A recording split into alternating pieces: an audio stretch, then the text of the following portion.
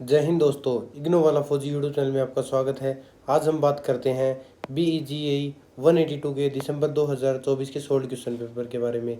ये हमारी बुक होने वाली है इंग्लिश कम्युनिकेशन स्किल्स। इसके मैं ऑलरेडी आपको दिसंबर 2025 और जून 2025 के सोल्ड क्वेश्चन पेपर करवा चुका हूँ और वन शॉट वीडियो चैनल पर अपलोडेड हो चुकी है। अगर आप इसके 4 प्रीवियस ईयर की सोल्ड क्वेश्चन पेपर प्लस इसकी वन शॉर्ट वीडियो देख लोगे तो 100% गारंटी के साथ लिख के दे रहा हूँ कि 50 मार्क्स का क्वेश्चन है ना, आपको इसमें 45 प्लस मार्क्स आपको इजीली प्राप्त हो जाएंगे, क्योंकि इसका जो पैटर्न रहने वाला है वो सभी सेम रहेगा। तो आपको बता देता हूँ कि मैं इसमें कैसे क्या आपके एग्जाम में आने वाला है।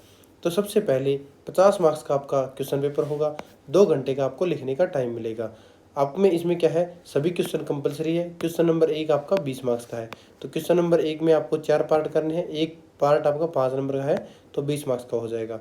इसमें आपको कितने मिलेंगे, 6 क्वेश्चन मिलेंगे, तो 6 में से आपको 4 पार्ट करने हैं। फिर आपको सेकंड क्वेश्चन है, सेकंड क्वेश्चन में आपको क्या करना है, अब ये होते हैं मोस्ट मार्किंग क्वेश्चन कि पहले वाला 20 का है, तो 30 मार्क्स के आएंगे ना नेक्स्ट वाले, ये आपके 100% मार्क्स इसमें आपको प्राप्त होंगे। इसमें नंबर कोई नहीं काटने वाला। तो आपको क्या है, इसमें मेक ए 5 मिनट प्रेजेंटेशन, आपको एक प्रेजेंटेशन बनानी है किसी एक टॉपिक पर, any one of the following. 10 marks का क्वेश्चन होगा, चाहे ग्लोबल वार्मिंग पे बना लो, चाहे G20 पे बना लो, चाहे न्यू दिल्ली समिट में हुई थी 2023 में, इस पे बनाना है, या social media and it's important on teenagers. ये G20 सम्मेलन का 2025 में भी आया था, दोनों में, जून 2025 दिसंबर 2025 में। क्लाइमेट चेंज और ग्लोबल वार्मिंग का, दोनों में क्लाइमेट चेंज का आया था, अब की बार ग्लोबल वार्मिंग आ गया। तो जो मैं करवा रहा हूँ डिटो सेम कर रहे थे, तो अगर वो फंस गया तो सेम के सेम आप लिख सकते हो।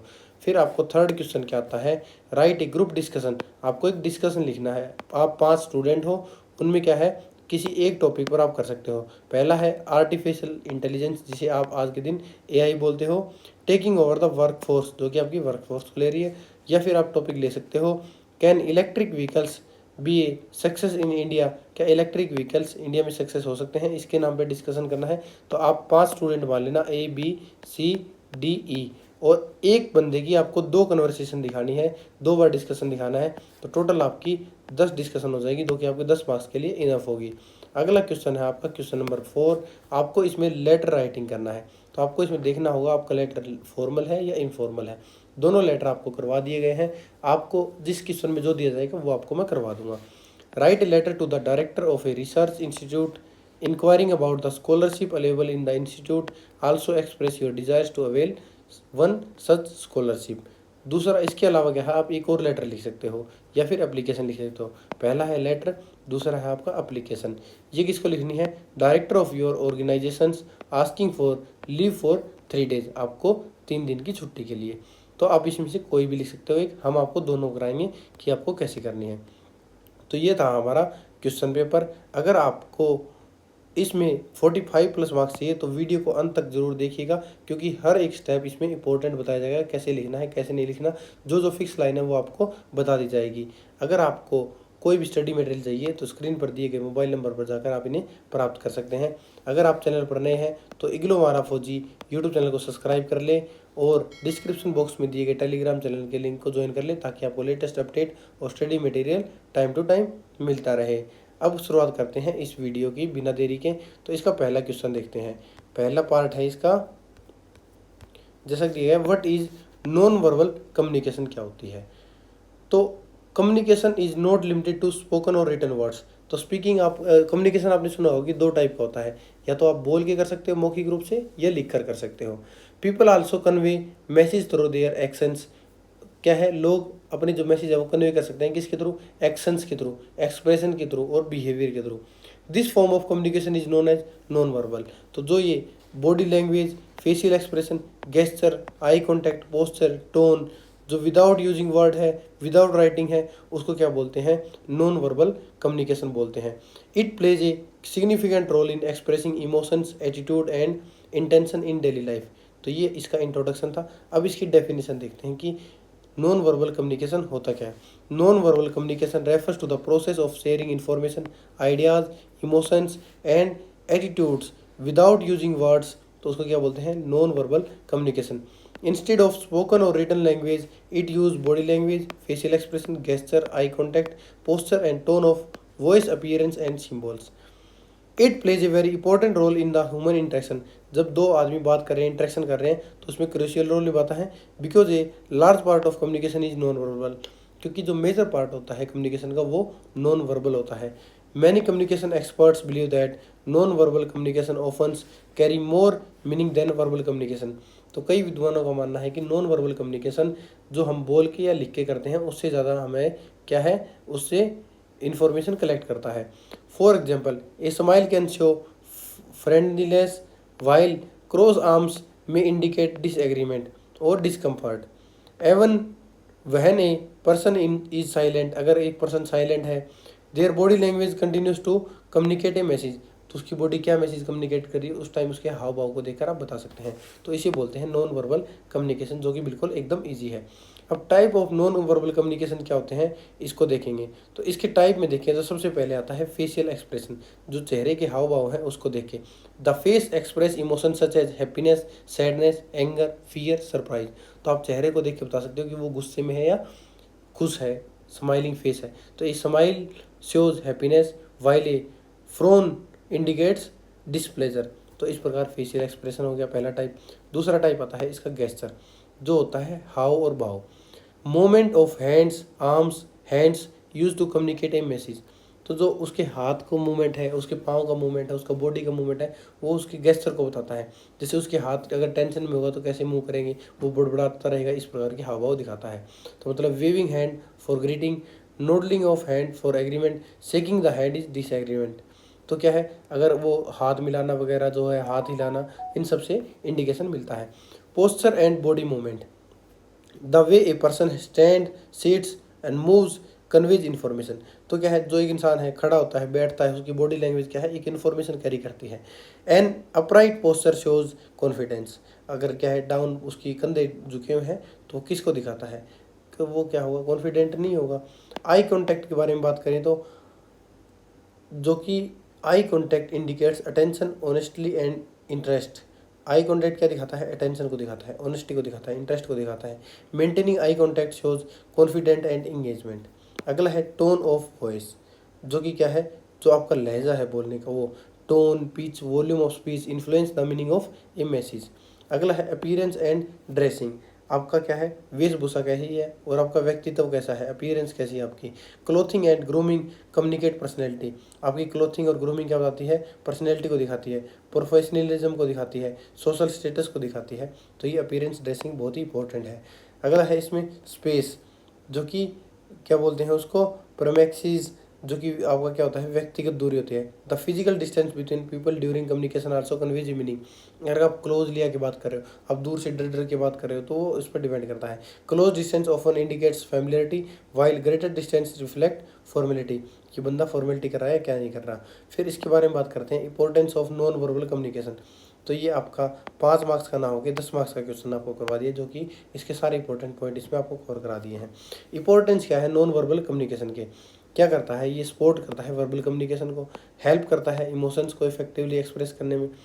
It improves understanding of message, message को अंडरस्टैंड करने में इंप्रूवमेंट लाता है। It help in building relationship, relationship build करने में मदद करता है। It is useful in situation where language is barrier, उस सिचुएशन में हेल्प करता है जहाँ पर लैंग्वेज एक दूसरे का क्या है, एक स्पेनिश बोल रहा हो, एक हिंदी बोल रहा हो, तो कम्युनिकेट नहीं कर पाएगा, लेकिन वहाँ क्या है नॉन वर्बल कम्युनिकेशन उसमें थोड़ी बहुत हेल्प कर सकते हैं। तो इसकी कमियाँ क्या है, लिमिटेशन क्या है, it can B miss interrupted, ये मिस इंटरप्टेड हो सकती है। डिफरेंट कल्चर में है डिफरेंट मीनिंग, और अलग अलग कल्चर के हिसाब से अलग अलग मीनिंग हो सकता है। It not always clear and precise, ये हमेशा क्या है, क्लियर और प्रिसाइज नहीं होती है। ये इसका कंक्लूजन है, इसका आंसर का कंक्लूजन करा रहा हूँ। नेक्स्ट वाले जितने आंसर है कंक्लूजन आपको खुद करना होगा। Non verbal communication is essential part of human interaction. It complements verbal communication and often reveals true emotions. Understanding non-verbal clues help in becoming a better communicator in personal and professional life. तो ये इसका conclusion हो जाएगा। अब देखते हैं इसका second part, right a short note on barriers to communication. ये पीछे वाले क्वेश्चन पेपर में भी करवा चुका हूँ। बैरियर टू कम्युनिकेशन हम इसमें अच्छी तरीके से इसमें एक्सप्रेस कर चुके हैं। तो सबसे पहले आपको इंट्रोडक्शन देना होता है कि बैरियर टू कम्युनिकेशन देखते हैं। Communication barrier are factors that prevent the smooth and effective exchange of information between the senders and receivers. तो कम्युनिकेशन क्या होता है, दो इंसान के बीच में इंफॉर्मेशन का एक्सचेंज होना, जो कि आसानी से हो सके sender to receiver, receiver to sender.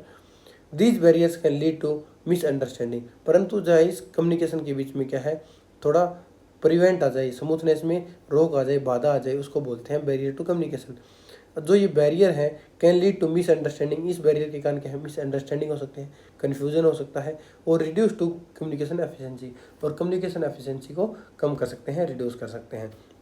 तो ये इसकी है बैरियर टू कम्युनिकेशन की डेफिनेशन हो जाएगी। अब बात करते हैं इसके टाइप क्या है बैरियर ऑफ कम्युनिकेशन के। इसमें आता है फिजिकल बैरियर। तो फिजिकल बैरियर में क्या होता है, these include external obstacle, noise, distance, poor alighting. अगर शोर शराबा होगा तो मैसेज कन्वे नहीं होगा, अगर आप ज़्यादा दूर होगे तो आपको सुनाई नहीं देगा, पुअर लाइटिंग होगी, आदमी नहीं दिखेगा, फॉल्टी कम्युनिकेशन डिवाइस होगा, फ़ोन पे बात करें उस पर सही आवाज़ नहीं आ रही है, नेटवर्क नहीं है, तो वो इश्यू हो जाएगा। For example, noisy classroom can disturb communication. एक टीचर पढ़ा रहा है, उसमें बच्चे नॉइस कर रहे हैं, तो उसमें मैसेज कन्वे नहीं होगा, टीचर की बात नहीं समझ पाएंगे।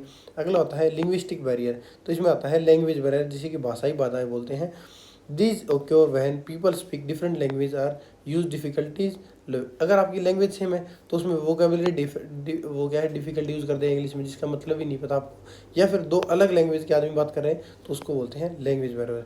लैंग्वेज बैरियर इसके कारण क्या होगा, misunderstanding words, meaning leads to communication gap, जिसके कारण क्या है, कम्युनिकेशन गैप आ जाएगा।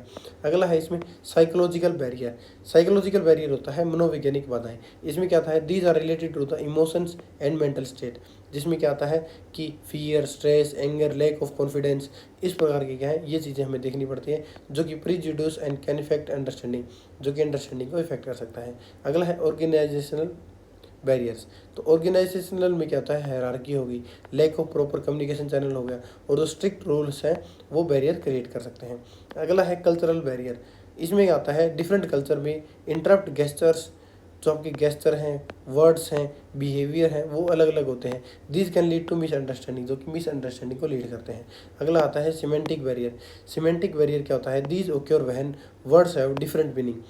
जब कोई वर्ड है उसके डिफरेंट मीनिंग होते हैं और जो क्लियरली अंडरस्टूड नहीं आते, उसको बोलते हैं अर्थगत बाधाएं, कि उसमें अर्थ में, उसकी मीनिंग में डिफिकल्टी आती हो। इसके इफेक्ट क्या आते हैं कम्युनिकेशन बैरियर के, मिसअंडरस्टैंडिंग बढ़ जाती है, पुअर डिसीजन मेकिंग होती है, एफिशिएंसी कम हो जाती है, कन्फ्लिक्ट बढ़ते हैं, डिस्प्यूट हो सकते हैं क्योंकि मैसेज पूरी तरह कन्वे नहीं होगा, लैक ऑफ कोऑर्डिनेशन हो सकता है, कोऑर्डिनेशन अच्छा नहीं होगा। हाउ टू ओवरकम बैरियर्स, आप बैरियर को ओवरकम कैसे करोगे, use simple and clear language. अब क्या है, सिंपल लैंग्वेज का यूज़ करके, improve listening skills, listening skill को अच्छा करके, फीडबैक प्रोवाइड करके कि मेरे को सुना या नहीं सुना, मेरे को ये नहीं सुना, मेरे को ये दोबारा बताओ। Avoid emotional disturbance, emotional disturbance को अलग करना है। Use proper communication channel, proper communication channel को यूज़ करो। इनकरेज ओपन कम्युनिकेशन, और ओपन कम्युनिकेशन को इनकरेज करो। ये इस क्वेश्चन का कंक्लूजन होगा, जो कि आपको खुद करना होगा। इसका नेक्स्ट देखते हैं थर्ड क्या होता है, various level of meaning in which good reader operates. तो आपको क्या करना है, इसमें आपको दिया गया है रीडर के बारे में कि आप इसके बारे में क्या समझोगे। तो रीडर के लिए विभिन्न अर्थ स्तर क्या है, वेरियस लेवल क्या है मीनिंग के लिए, रीडिंग मीनिंग के लिए। तो इसमें क्या होता है, एक good reader does not simply read words. तो एक अच्छा रीडर होगा वो ओनली वर्ड्स को नहीं पढ़ेगा, वो उसको अंडरस्टैंड करेगा, रीडिंग को डिफरेंट लेवल पे, उसके मीनिंग को। Reading is a complex mental process. तो रीडिंग क्या है, कॉम्प्लेक्स मेंटल प्रोसेस है that involves interpretations, analysis and evaluation, जो कि क्या इंक्लूड करता है, इंटरप्रिटेशंस, एनालिसिस एंड इवेल्युएशन। तो हम पहले नंबर पे देखते हैं इसका लिटरल लेवल। तो इसमें क्या होता है, जो कि शाब्दिक स्तर पर आता है।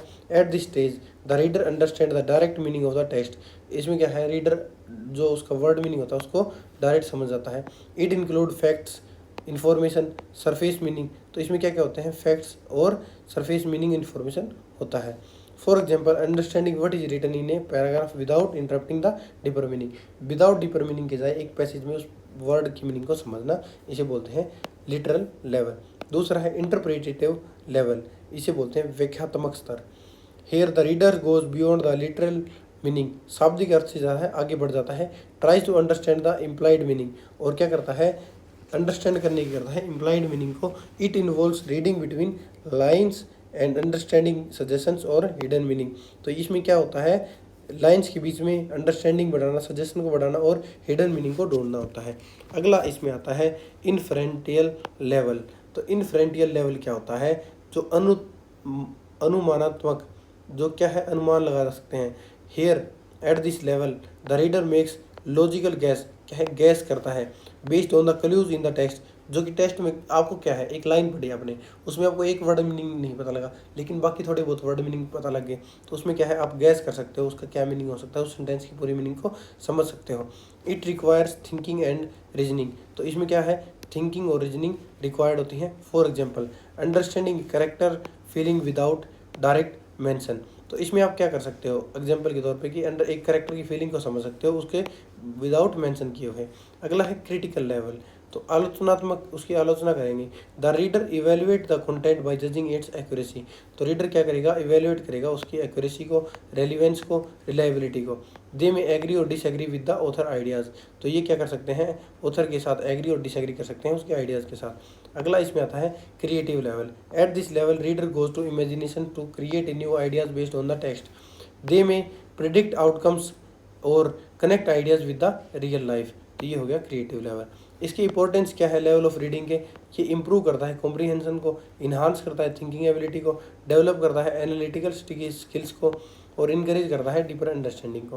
ये इसका कंक्लूजन है जो कि आप कर सकते हैं। अब देखते हैं इसका फोर्थ क्या होगा। Write a brief sample on how to introduce oneself, किसी एक बंदे को आप कैसे इंट्रोड्यूस करोगे, तो स्वयं परिचय का नमूना कैसे दोगे सेल्फ इंट्रोडक्शन का। तो इसमें एक सैंपल देते हैं। तो self introduction is a part important communication skill used in interviews, जो क्या है इंपॉर्टेंट स्किल्स है, इंटरव्यूज में यूज़ की जाती है, मीटिंग्स में यूज़ की जाती है और सोशल सिचुएशन में यूज़ की जाती है। एक good introduction should be clear short and confidence, एक अच्छा इंट्रोडक्शन क्या होता है क्लियर साफ सुथरा होना चाहिए, दूसरे को समझ में आना चाहिए, ज़्यादा लंबा परिचय नहीं होना चाहिए, छोटा ही परिचय होना चाहिए और कॉन्फिडेंट होना चाहिए, उसमें कॉन्फिडेंस होना चाहिए। सैंपल ऑफ सेल्फ इंट्रोडक्शन कैसा होगा उसमें आप कैसे बता सकते हैं, आप देखिएगा आप एक इंट्रोडक्शन कैसे देख सकते हैं खुद का। गुड मॉर्निंग एवरीवन, आप मान लो एक मीटिंग में बैठे हो उसमें बता रहे हो my name is Akash Kumar, I am from Dadri Uttar Pradesh, I am currently a student and I am pursuing my studies with greater interest, मैं दादरी से बिलोंग करता हूँ उत्तर प्रदेश लेके और करंटली मैं एक स्टूडेंट हूँ और मैं अपनी पढ़ाई जारी रख रहा हूँ अपने ग्रेट इंटरेस्ट के साथ। My strength are hard work, मेरी मजबूती क्या है hard work, honesty and punctuality.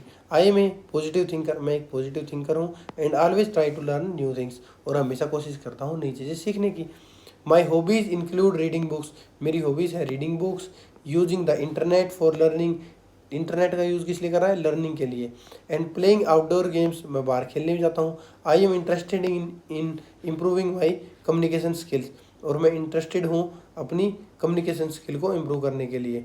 Building A successful career in the future, जो कि एक आगे फ्यूचर में एक सक्सेसफुल करियर बनाएगा। I believe in the discipline and the dedication, मैं भरोसा करता हूँ डिसिप्लिन में और डेडिकेशन में। I always try to give my best in every task, और मैं हमेशा कोशिश करता हूँ कोई भी टास्क मिले उसमें अपना बेस्ट दूँ। Thank you for giving me this opportunity to introduce myself, धन्यवाद आपका ताकि मेरे को ये मौका मिला खुद को इंट्रोड्यूस करने का। तो ये इस क्वेश्चन का क्या हो जाएगा इतना हो जाएगा। इसमें कंक्लूजन दो या ना दो इसमें कोई ज़रूरी नहीं है। अगला है इसमें फिफ्थ, जो कि इस बुक का इसका भी GAE 182 का सबसे मोस्ट इम्पोर्टेंट क्वेश्चन है। इसमें या तो आपको होमोनिम्स और या फिर होमोफोन्स एक पूछेगा या आपको दोनों पूछ सकता है। तो ये इस बुक का सबसे इम्पोर्टेंट क्वेश्चन है, आपका आना ही आना है, कहीं ना कहीं पक्का फंसेगा। पिछले 2 साल के पिछले साल 2025 के दोनों क्वेश्चन पेपर कराए, दोनों में आए हैं और आगे कराऊंगा उसमें भी आपको मिलेगा, तो इसको ध्यान से देखिएगा। होमोनियम्स क्या होता है, तो homonyms are the word that have the same spelling and pronunciation but different meaning. तो होमोनियम्स की बात करते हैं जो कि समनाम शब्द इसकी हिंदी मीनिंग होती है।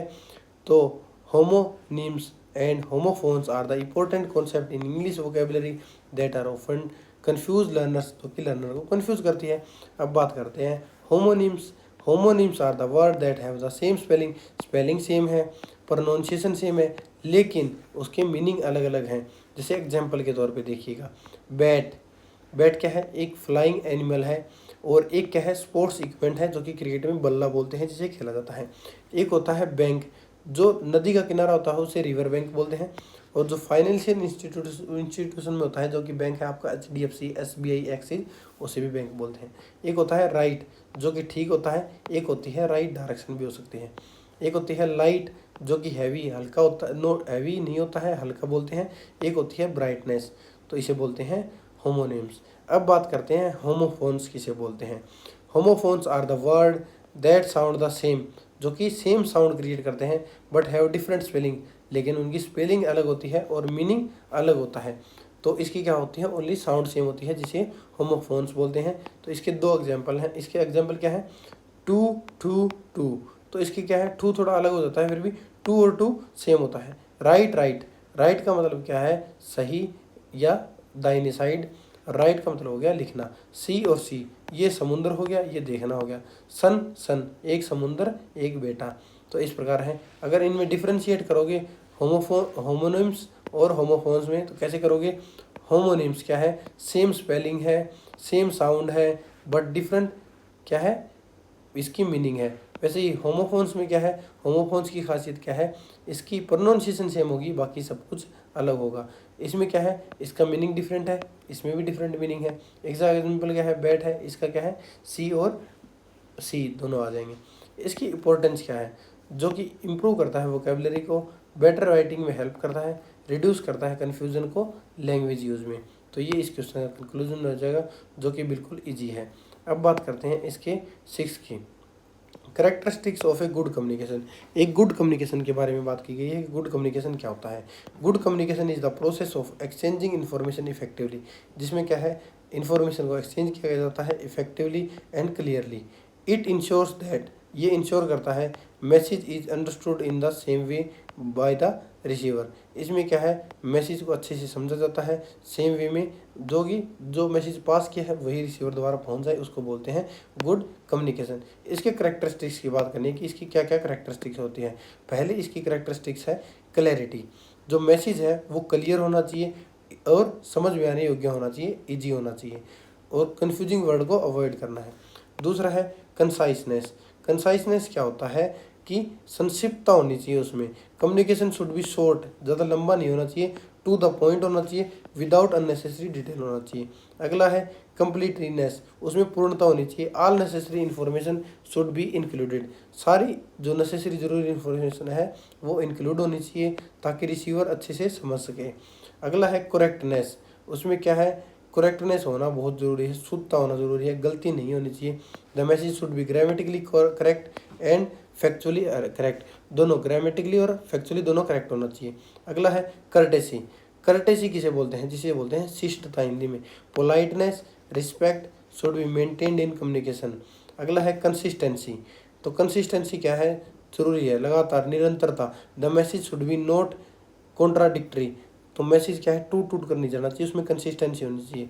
जैसे कि आपने क्या है कम्युनिकेशन में पढ़ा होगा कि जैसे डाटा जाता है पैकेट्स में जाता है, वैसे ही आपका कम्युनिकेशन क्या है, लगातार फ्लो में जाना चाहिए, उसे बोलते हैं कंसिस्टेंसी। फीडबैक, अगर आपने कोई भी कम्युनिकेशन कर दिया तो वो क्या है, एक रिस्पॉन्ड आना ज़रूरी है रिसीवर से कि आपका कम्युनिकेशन सक्सेसफुल हो गया, तो फीडबैक ज़रूरी है। Appropriate medium, choosing the right method, एक राइट मेथड यूज़ करो, या ओरल या रिटर्न, जो कि आपके लिए ज़रूरी हो उसको यूज़ करो। इसकी इंपॉर्टेंस क्या है गुड कम्युनिकेशन की, ये क्या करता है, अंडरस्टैंडिंग को अच्छा करता है, मिसअंडरस्टैंडिंग को रिड्यूस करता है, बिल्डिंग स्ट्रॉन्ग रिलेशनशिप, और स्ट्रॉन्ग रिलेशनशिप को क्या करता है, बिल्ड करता है। इंक्रीज एफिशिएंसी, और एफिशिएंसी को इंक्रीज करता है।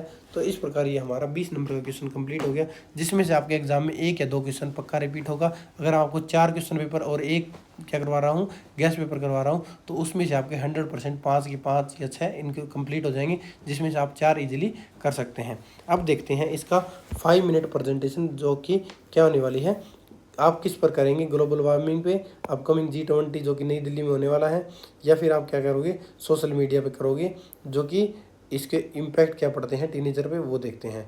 तो सबसे पहले जान लो कि इसमें प्रेजेंटेशन आपको देनी क्या है।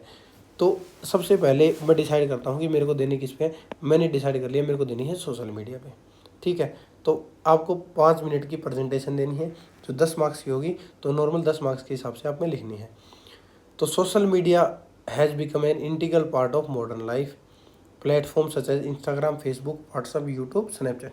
तो आज के दिन क्या है, जो सोशल मीडिया प्लेटफॉर्म है जैसे कि Instagram, Facebook, WhatsApp, YouTube, Snapchat, ये वाइडली यूज़ की जा रही हैं। कौन यूज़ कर रहा है? टीनेजर्स यूज़ कर रहे हैं, हमारे बच्चे यूज़ कर रहे हैं, जो कि क्या है, कम्युनिकेशन के लिए यूज़ कर रहे हैं, इंटरटेनमेंट के लिए यूज़ कर रहे हैं, लर्निंग के लिए यूज़ कर रहे हैं। और जो कि सोशल मीडिया है वो बहुत सारे बेनिफिट हमें क्या है, प्रोवाइड कराता है, और जो कि प्रेजेंट करता है कुछ चैलेंज भी उसके साथ क्या है, उसके साथ कुछ हमारे उसके नुकसान भी हैं, जो कि यंग पीपल टीनेजर को इफेक्ट कर रहा है।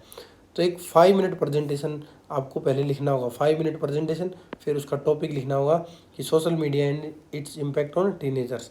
तो इसकी शुरुआत कैसे करोगे? उसके शुरुआत में आपको करना होगा, सबसे पहले ग्रीटिंग्स देनी होगी, गुड मॉर्निंग एवरीवन, आप किसको ब्रीफ कर रहे हो। फिर आपको क्या करना होगा, इसमें उस चीज़ का इंट्रोडक्शन देना होगा। फिर आपको इसमें क्या करना होगा, इसकी मेन बॉडी बतानी होगी कि आप इसमें क्या बताने वाले हो, उसमें पॉजिटिव नेगेटिव जो आप चीज़ बताने वाले हो सारी आपको इसमें बतानी है। फिर इसमें क्या है, आपको क्या बताने हैं, इसमें इसके क्या पॉजिटिव इम्पैक्ट है, क्या इसके नेगेटिव इम्पैक्ट है। फिर इसमें आप कंपैरिजन भी कर सकते हो कि हमें क्या करना चाहिए क्या नहीं करना चाहिए। फिर लास्ट में हम क्या करेंगे, इसमें आप इसका कंक्लूजन दे सकते हो। तो जो भी आपका कंक्लूजन हो वो कंक्लूजन देना है। फिर आपको कंक्लूजन देने के बाद आपको थैंक यू बोल के इसको ख़त्म कर देना है। इस प्रकार आपका क्या है, प्रेजेंटेशन ख़त्म हो जाएगा। तो जो भी सोशल मीडिया है उस पर आप अपने इम्पैक्ट दे सकते हो, जो कि क्या क्या इम्पैक्ट पड़ेंगे वो पूछ रखा है इसने, वो बताना है। प्रेजेंटेशन में क्या बताना है, ग्रीटिंग, गुड मॉर्निंग एवरीवन। फिर इसका इंट्रोडक्शन क्या दोगे, today I am going to present on the important topic, social media and its impact on the teenagers. Social media platform like Instagram, Facebook, WhatsApp, YouTube and Snapchat have become a major part of our daily lives, especially for teenagers. To begin with, the social media has too many positive impact, तो हम इसमें positive impact बताएंगे। फिर इसमें क्या है, इसके कुछ नेगेटिव इम्पैक्ट हैं, तो इसके कुछ नेगेटिव इम्पैक्ट भी बताएंगे। फिर इसमें नेगेटिव इम्पैक्ट में क्या है, बहुत सारी चीज़ें आती हैं, मेंटल हेल्थ को करता है, वो स्क्रीन टाइम बढ़ जाता है, आंखों के लिए दिक्कत करता है, ये क्या है, हमारी नींद को, स्टडी को, फिजिकल हेल्थ को हैम्पर करता है। फिर साइबर बुलिंग भी हो सकती है, साइबर फ्रॉड वगैरह भी कर सकते हैं। फिर इसके साथ क्या है, इसका कंक्लूजन देंगे। तो ये जो प्रॉब्लम है उसके बारे में हमें सॉल्यूशन भी देना होगा, पॉजिटिव इम्पैक्ट, नेगेटिव इम्पैक्ट, फिर इसमें क्या बताएंगे, इसका क्या क्या नुकसान हुआ, फिर इसके साथ क्या है, इसका सॉल्यूशन देंगे हम, इसमें क्या कर सकते हैं। There also the problem of misinformation फैल सकती है, ये अभी नेगेटिव इम्पैक्ट बता रहा है। तो इन चैलेंजेस के खिलाफ क्या है, social media not completely harmful, तो ये इसमें अब सॉल्यूशन बता रहा है इसमें। The key balance and responsible use, parents and teachers should guide teenagers, तो पेरेंट्स और टीचर को गाइड करना चाहिए, टीचर्स को टीनेजर्स को और बच्चों को, जो कि सेम है। On the how social media wisely, तो आप सोशल मीडिया को वाइजली कैसे यूज़ करना है। द लिमिट्स, उसकी लिमिट क्या सेट करनी है। Teenager should be encourage to focus more on studies, तो टीनेजर को बताना चाहिए कि पढ़ाई पर ज़्यादा फोकस करो, फिजिकल एक्टिविटीज़ पर करो, और रियल लाइफ इंटरेक्शन पर करो। अब इसमें कंक्लूजन क्या होगा इसका, social media is a powerful tool, it can be very beneficial if use properly but harmful if misuse, therefore teenager should be use it carefully and in modernization to ensure a healthy and productive life. Thank you. ये आपका क्या हो जाएगा, एक presentation हो जाएगी 5 minute की। ये फिर भी थोड़ी मैंने लेंथी करवा रखी है, इससे आप थोड़ा बहुत छोटा भी कर सकते हैं, या पॉइंट वाइज आप इसमें लिख सकते हैं। अगला हम बात करेंगे इसके थर्ड की, कि राइट ए ग्रुप डिस्कशन अमंग 5 स्टूडेंट। जैसे कि मैंने आपको बताया था 5 स्टूडेंट कैसे लोगों, ए बी सी डी और ई, आपको इसे ऐसे लेना है, किसी एक टॉपिक पर आपको करना है। पहला है AI taking over workforce, दूसरा आपको है can electric vehicles be a success in India, तो आप कौन सा लोगे। जैसे कि मैं आप इसमें दूसरा सेलेक्ट करता हूँ, can electric vehicle be a success in India. तो सबसे पहले आपको ग्रुप डिस्कशन लिखना है, जो आप टॉपिक सेलेक्ट करोगे वो टॉपिक लिखना है। फिर इसमें आपको पार्टिसिपेंट्स के बारे में बताना होगा, आप इसमें 5 पार्टिसिपेंट्स बताओगे। इसमें क्या करना है, 500 अपने अपने इसमें मत रखेंगे कि क्या क्या मत है, एक दूसरे को एग्री करेंगे। या देखो गुड मॉर्निंग एवरीवन, इसने अपना मत रखा, ये दूसरा क्या है, इसके साथ एग्री हुआ। तीसरा क्या है, हाँ ये सही है, ये भी एग्री हो गया। चौथा क्या है, यस, ये सभी के साथ एग्री हो गया। और पांचवा क्या है, however the government is providing studies and EV adaptation, तो ये भी इनकी बातों को रखे, इसमें सर्वसम्मत हो गया। तो सभी की बातों को एक्सेप्ट करना है और अपना पॉइंट ऑफ व्यू रखना है पहले आपको 5 पॉइंट में, फिर दोबारा रिपीट करना है, फिर इसके जो फायदे हैं कमी है वो बता सकते हैं। तो जैसे इसमें बताया है, अनदर एडवांटेज बताया है ईवी की लोअर रनिंग कॉस्ट है, लेस मेंटेनेंस रिक्वायर्ड है। बी ने क्या बताया, we also should not a major automobile company, इसके लिए मेजर ऑटोमोबाइल कंपनी की जरूरत नहीं है। इसमें इन्वेस्ट करेंगे तो इसकी प्रोडक्शन इजीली कर सकते हैं, जो कि एक स्ट्रॉन्ग मार्केट पोटेंशियल को दिखाता है।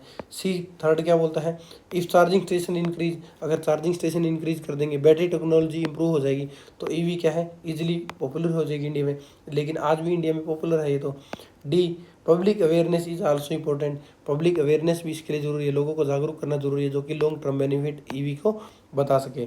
पांचवा है ई, अपना ई क्या बता रहा है, so we can say that despite some challenges, कुछ चैलेंजेस के बावजूद the future of electric vehicles in India is looks promising, तो मतलब क्या है, जो फ्यूचर है वो एकदम अच्छा दिख रहा है। तो इसका कंक्लूजन भी दे सकते हैं लास्ट में, या कन्वर्सेशन को यहीं तक एंड कर सकते हैं। तो मेरी तरफ से कंक्लूजन दे देना, electric vehicle can be a success in India if infrastructure improves, तो इलेक्ट्रिक व्हीकल सक्सेसफुल है अगर इंफ्रास्ट्रक्चर इसका सही दे दिया जाए, चार्जिंग स्टेशन वगैरह प्रोवाइड करा दिया जाए, जो कॉस्ट डिक्रीज है, गवर्नमेंट सपोर्ट्स कंटिन्यूज, तो गवर्नमेंट क्या है इसमें लगातार सपोर्ट कर रही है। They are sustainable solution for the future of transportation, the future की ट्रांसपोर्टेशन का क्या है, सक्सेसफुल सस्टेनेबल सॉल्यूशन है हमारा। तो अगला क्वेश्चन हमारा है फोर्थ क्वेश्चन।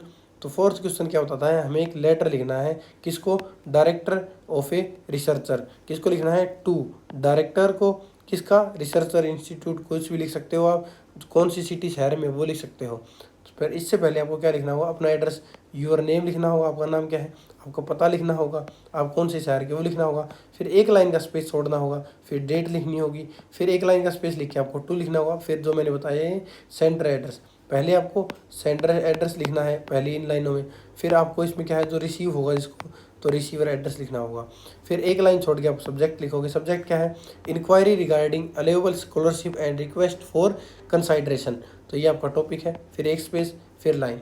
तो फिर इसमें आपको क्या है, ये आपको लेटर लिखना है। तो लेटर में आपको सबसे पहले क्या है पता होना चाहिए कि फॉर्मल लेटर है, इनफॉर्मल लेटर है, या फिर इंक्वायरी लेटर है, किस प्रकार का लेटर है, तो उस पर भी डिपेंड करता है, तो आपको पता होना चाहिए।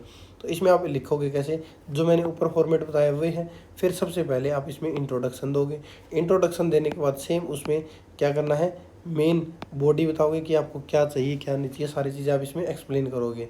फिर आपको क्या करोगे, ये एक रिक्वेस्ट है, इंक्वायरी बेस्ड है, तो इसमें रिक्वेस्ट करनी है इन्फॉर्मेशन के लिए, आपको अपना क्लियर पर्पज बताना है, और एक पोलाइट फॉर्मल लैंग्वेज का यूज़ करना है, और इसको क्या करना है, कंक्लूड करके या फाइनलाइज, इसको क्लोजिंग लाइन करनी है। क्लोजिंग लाइन के बाद आपको थैंक यू लिखना है, फिर एक स्पेस का गैप, यूर फेथफुली, और आपका नाम या साइन लिख सकते हैं। तो इसका इंट्रोडक्शन क्या है, एक बार इसको बता देता हूँ, एक लेटर देख लीजिएगा।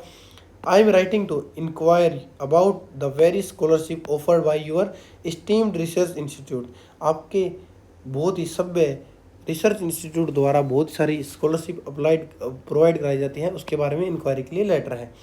I have recently completed my studies in the relevant fields, अभी मैंने रिसेंटली अपनी स्टडीज़ कंप्लीट किया रेलिवेंट फील्ड में, जो आपकी लैब है उसके बारे में। I M highly interested in purchasing further research under the guidance, और मैं अभी क्या हूँ, फर्दर इसके लिए एक्साइटेड हूँ इस चीज़ को करने के लिए। I would be grateful if you could provide the detail of information regarding the types of scholarship, और मैं आपको बहुत ही क्या शुक्रिया फील करूँगा अगर आप स्कॉलरशिप प्रोवाइड करा देते हो, उसका एलिजिबिलिटी क्राइटेरिया बता देते हो, एप्लीकेशन प्रोसीजर बता देते हो, इम्पैक्ट ऑन डेडलाइंस के इम्पैक्ट के बारे में बता सकते हो। I am particularly interested in any merit based and research assistant scholarship offered by you, तो मैं आपके इंटरेस्टेड हूँ इस जो आप स्कॉलरशिप प्रोवाइड कराते हो उसमें।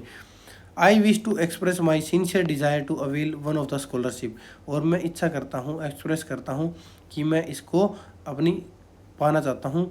As it will be greatly support my academic and research aspirant, जो कि मुझे सपोर्ट करेगी एकेडमिक में और रिसर्च एस्पिरेशन में। I am dedicated and willing to contribute positively to the research environment of your institute, मैं एक डेडिकेटेडली और विलिंगली कंट्रीब्यूट करूँगा आपके रिसर्च लैब के लिए, क्या है, रिसर्च एनवायरनमेंट बनाने के लिए। Kindly provide the necessary information at your earliest convenience, कृपया करके मुझे आपके जितना जल्दी हो सके आप इन्फॉर्मेशन प्रोवाइड कराइए।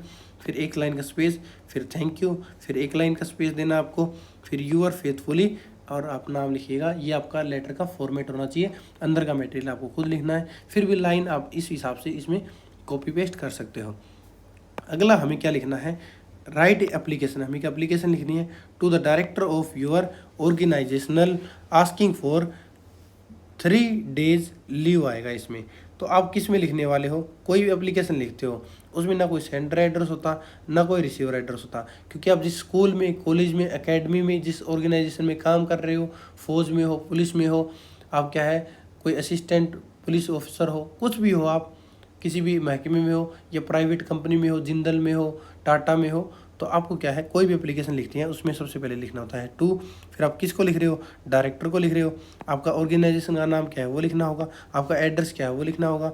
फिर आप इसमें एक स्पेस छोड़ोगे, स्पेस छोड़ने के बाद आपको सब्जेक्ट लिखना होगा एप्लीकेशन फॉर 3 डेज लीव, क्योंकि ये एप्लीकेशन क्या है, लीव एप्लीकेशन है, जो कि एक रिक्वेस्ट करती है अथॉरिटी को एक परमिशन लेने के लिए कि वो 3 दिन तक अब्सेंट रहेगा अपने काम से एक स्पेसिफिक पीरियड के लिए।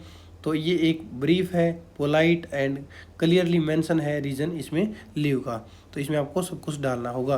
फिर आपको एक स्पेस का गैप आएगा, फिर जो भी आप जिसको लिख रहे हो, डायरेक्टर को रिस्पेक्टेड सर और मैडम, एक लाइन का स्पेस देने के बाद फिर इसमें होता है हमारा एप्लीकेशन लिखना शुरू। एप्लीकेशन जैसे लिखते हो फिर इसमें आपको क्लोजिंग लाइन डालनी होती है, यहाँ पर आपकी क्लोजिंग लाइन आएगी, फिर आपको एक स्पेस आएगा, फिर थैंकिंग यू, फिर एक स्पेस आएगा, फिर यू आर फेथफुली, फिर आपका नाम आएगा, आपकी डेजिग्नेशन क्या है, आप किस पोस्ट पे हैं, या फिर आप स्टूडेंट है तो क्या हो, कौन से स्टूडेंट हो, आपकी एम्प्लॉय आईडी क्या है, और जो डेट है वो डेट आपको लास्ट में लिखनी है। पहले डेट आपको लेटर में कहाँ लिखनी होती है, यहाँ ऊपर लिखनी होती है या यहाँ लिखनी होती है, लेकिन डेट यहाँ आपको नीचे लिखनी होगी, क्योंकि स्कूल में आपने बहुत सारी एप्लीकेशन लिखी होगी तो उसके बारे में आपको जानकारी प्राप्त है ही। तो जो लीव एप्लीकेशन है उसमें polite request, reason for leave, leave duration और एश्योरेंस ऑफ रिस्पॉन्सिबिलिटी, इसमें सब कुछ एक्सप्लेन करना है। तो एक बार देखेंगे इसको करना कैसे है। I respectfully request you to grant me leave for 3 days from, जो आपकी डेट है वो आपको मेंशन करनी है कहाँ से कहाँ तक। I am unable to attend my duties, मैं अनेबल रहूँगा अटेंड करने के लिए ड्यूटीज़ ड्यूरिंग दिस पीरियड, इस पीरियड के दौरान, ड्यू टू पर्सनल वर्क, आप अपना रीज़न डाल देना, कुछ भी, family function, health reason, you can choose as stable, जो आपका रीज़न हो प्रैक्टिकल वही आपको डालना है। तो इसमें क्या है, आप एप्लीकेशन एग्जाम में लिख रहे हो तो कुछ भी डाल सकते हो, अगर आप किसी ऑर्गेनाइजेशन में सच में काम करते हो तो आपको जो सच में रीज़न होता है वही डालना होता है। तो ये एक प्रैक्टिकल लाइफ के लिए भी ज़रूरी है, अगर आप कहीं काम करते हो या किसको लिखते हो तो आपको एप्लीकेशन और लेटर लिखना आना चाहिए। I assure you that I will complete any pending work before proceeding on leave, जो मेरा बचा हुआ काम है मैं लीव पर जाने से पहले उसको पूरा कर दूंगा। Immediately after returning to the office, और इमीडिएटली जो मेरी छुट्टी के बाद ऑफिस में आऊँगा वो काम भी अपना कंप्लीट कर लूँगा। I will also remain available on phone email in case of any urgent requirement during my absence, जब मेरी एब्सेंस होगी उस टाइम में क्या रहूँगा, फ़ोन पे और मेल पे अवेलेबल रहूँगा। तो आपकी क्लोजिंग लाइन क्या आ जाएगी, kindly grant me leave for the mention days, I shall be highly obligate for your kind consideration, तो मैं आपका बहुत ज़्यादा आभारी रहूँगा। Thanking you your faithfully, Ram Shyam, जो भी लिखना है आपका नाम लिख देना। आपकी डेजिग्नेशन पोस्ट क्या है, असिस्टेंट क्या हो, पुलिस कमिश्नर हो, या फिर आप किसी में कोई भी अच्छी टेक्नीशियन की पोस्ट पे हो, सीनियर इंजीनियर हो, कुछ भी लिख सकते हो। आपकी एम्प्लॉय आईडी क्या है, आपकी 1 2 3 4 5 कुछ भी हो सकती है। आपकी किस डेट को लिख रहे हो, जो प्रेजेंट में एग्जाम की डेट हो वो आप इसमें डेट लिख देना। तो यहाँ पर ये आपका क्वेश्चन पेपर कंप्लीट होता है, जो कि हमने अच्छे से कर लिया है। अगली वीडियो में हम देखेंगे इसका जून 2025 का क्वेश्चन पेपर। अगर आपने अभी तक हमारे यूट्यूब चैनल को सब्सक्राइब नहीं किया है तो यूट्यूब चैनल को सब्सक्राइब कर लें, क्योंकि हम एक एक क्वेश्चन आपको ब्रीफ में करवाते हैं। बहुत सारे सब्जेक्ट की हमने वीडियो डाल रखी है, अगर आपको किसी सब्जेक्ट की वीडियो चाहिए तो कमेंट बॉक्स में कमेंट करके बता सकते हैं। टेलीग्राम चैनल का लिंक डिस्क्रिप्शन बॉक्स में दे रखा है, उस पर जाकर आप ज्वाइन कर लें, ताकि आपको लेटेस्ट इन्फॉर्मेशन और अपडेट्स मिलती रहें, और स्टडी मटेरियल भी उसमें प्रोवाइड कराया जाता है। तो ये थी हमारी इन्फॉर्मेटिव वीडियो, मिलते हैं अगली एक इन्फॉर्मेटिव वीडियो के साथ, तब तक के लिए जय हिंद जय भारत।